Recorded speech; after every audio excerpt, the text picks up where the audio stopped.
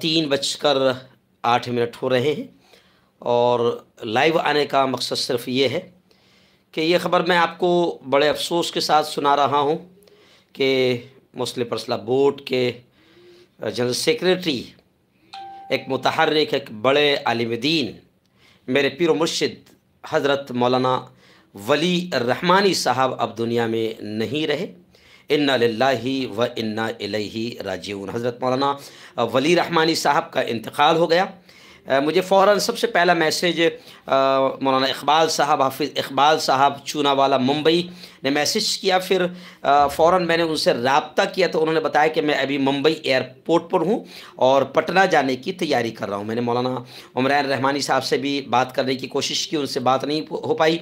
दावत मीडिया के हाफिज़ अब्दुल हन्नान साहब ने भी मुझे तफसीली रिपोर्ट बताई। इस वक्त मैं बड़े अफसोस के साथ ये ऐलान कर रहा हूँ कि हमारे एक बड़े आलिम दीन, बड़े मुतहर्रिक, बड़े fall, all India Muslim personal board के जनरल सेक्रेटरी, मेरे पीर मुर्शिद हज़रत मौलाना मोहम्मद वली रहमानी साहब अब दुनिया में नहीं रहे, इंतकाल फरमा गए। इन्ना लिल्लाहि व इन्ना इलैहि राजिऊन। हम दुआएं करें कि अल्लाह रब्बुल इज़्ज़त हज़रत की मग़फ़िरत फ़रमाएँ, उनके दर्जात को बुलंद फ़रमाएँ। उन्होंने जो कुछ भी खिदमात अपनी इस ज़िंदगी में की है, अल्लाह ताला दुनिया और आखिरत में इसका बेहतर बदला नसीब फ़रमाएँ।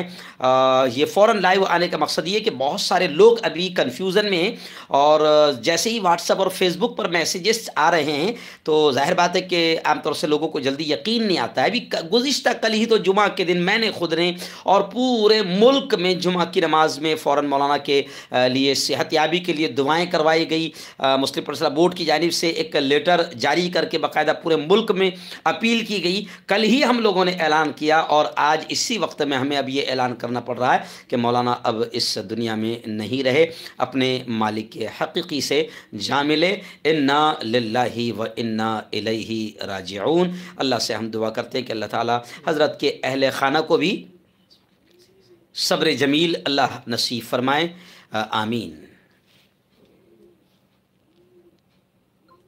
जमी खा गई आसमां, कैसे कैसे हुआ?